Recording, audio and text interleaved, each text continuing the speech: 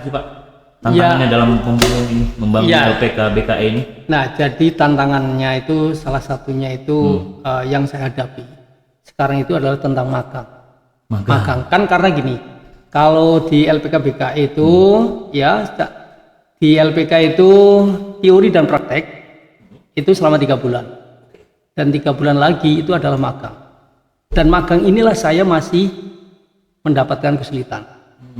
Jadi saya himbau kepada bapak-bapak anggota DPR yang kemarin sudah membuat peraturan daerah nomor 1 tentang ketenagakerjaan tahun 2022 ya, terutama adalah tentang magang, pasal 11 yang tentang magang ini ini belum terrealisasi. Ya, kendalanya apa Pak? Kendalanya? Salah satunya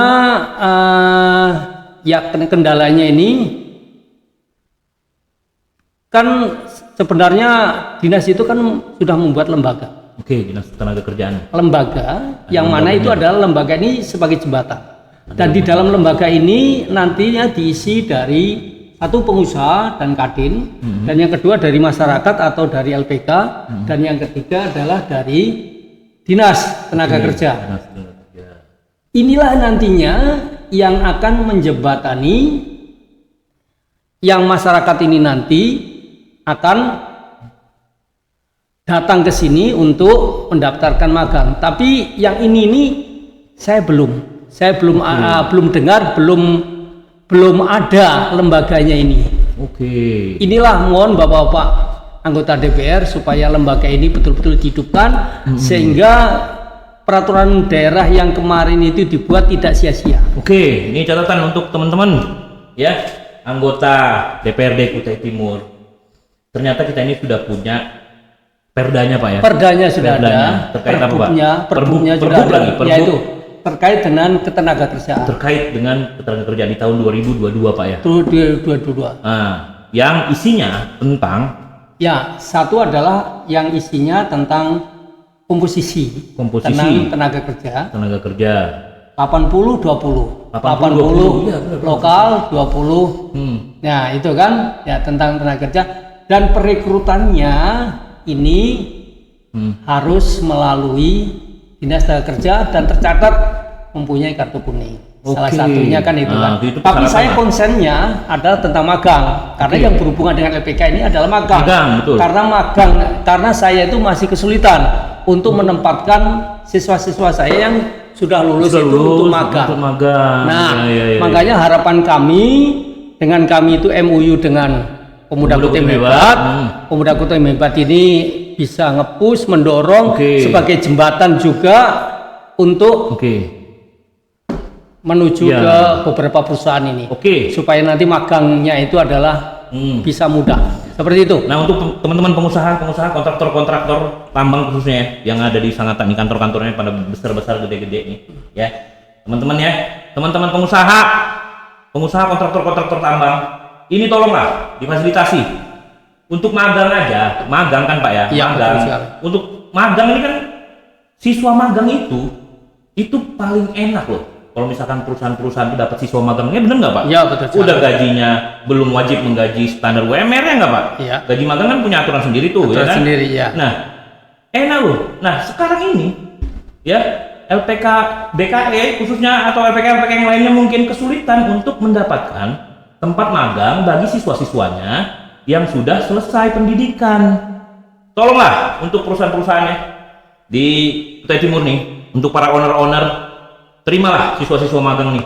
Dan harapan saya dan teman-teman dari Pemuda Kutai Hebat nih, harapannya untuk perusahaan-perusahaan ya yang bergerak di bidang pertambangan khususnya maupun di industri lainnya yang sesuai dengan kriteria lulusan-lulusan dari LPK, mohon diterima, menyediakan tempat untuk teman-teman magang yang selesai pelatihan. Itu juga mungkin yang menjadi ketakutan Pak, besar bagi teman-teman yang sudah, misalkan aku udah biaya untuk ikut pelatihan, keterampilan, tapi untuk magang aja kesulitan.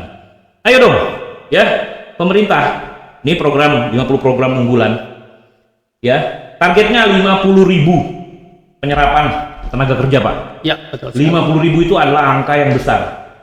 Kalau teman-teman pengusaha ya, khususnya teman-teman kadin nih teman-teman Kadin. Iya. Ya nggak Pak? Ya, Teman-teman betul. Kadin nih, teman-teman yang tergabung di Kadin. Iya. Ini kita punya target 50.000 serapan tenaga kerja. Oke, ayolah, bukalah. Gitu.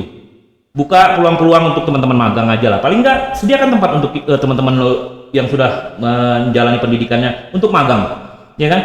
Dapat siswa magang itu paling enak ya nggak Pak? Betul sekali. Paling enak. Iya. Magang, karena selain itu mereka juga bisa artinya mempraktekkan apa yang sudah mereka tempuh pendidikan kursus Ya. tadi ini misalkan di dunia kerja gitu loh. Ya. Setelahnya teman-teman mau kontrak atau seperti apa itu tergantung teman-teman pengusaha lagi ya nggak? Ya, artinya gini, perusahaan itu kalau mendapatkan anak magang Iya, itu sangat-sangat diuntungkan. betul. Nah, karena 3 hal kriteria, ya, 3 hal kriteria itu adalah 1 knowledge, 2 attitude, Knowledge gitu. ya, dan safety.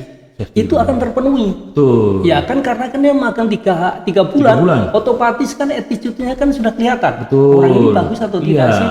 Nah, gitu kan. Nah, yang selama ini perusahaan ini merekrut seseorang itu hanya berdasarkan knowledge, Ya. hanya pengetahuan aja, Pengetahuan. hanya dites pengetahuan. Betul. Tapi dia tidak ya tidak mengetahui attitude-nya. Iya, attitude-nya. Tapi dengan adanya anak magang ini selama 3 bulan sudah ketahuan bagaimana cara kerjanya, Betul. safety-nya, Dia sudah bisa adaptasi juga. adaptasi. Iya. Dan yang kedua yang tidak kalah pentingnya sebetulnya pengetahuan, knowledge itu adalah nomor sekian. Yang paling penting yang diutamakan itu adalah attitude, kelakuan seseorang, adab santunnya Betul. seseorang itu. Ya, betul. Nah, kalau dia magang betul-betul akan kelihatan. Sehingga perusahaan ini tidak seperti beli kucing dalam karung. Betul. Nah. Dengan lamaran datang, oke, penerimaan tes apa segala macam.